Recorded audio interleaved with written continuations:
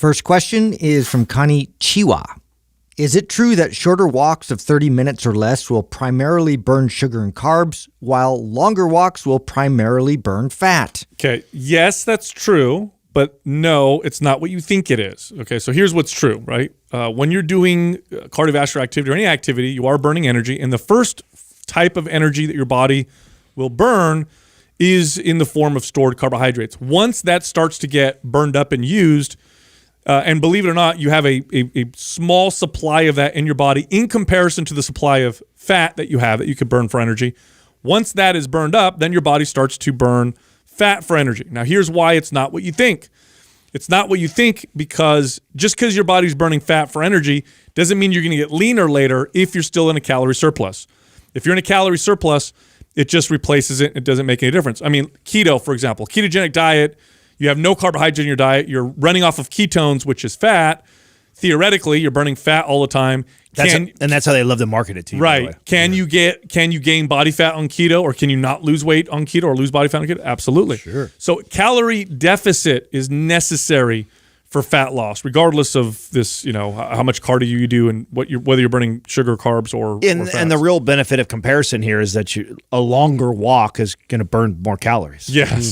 So if I had to compare a 30-minute walk versus somebody who walked for 90 minutes, well, the person who walked 90 minutes is going to burn more fat. That's right. Because they walked longer, and they burn more calories, which will then help them be in more of a calorie deficit than the other person. Yeah, you cannot get around the simple. This is a rule. This is a law. Okay, you can't get around it's a law of thermodynamics and physics where you must take in less calories than you burn in order for your body to search for fuel from itself to burn. If you're eating more calories than you're burning, or the same amount of calories you're burning, your body's not gonna.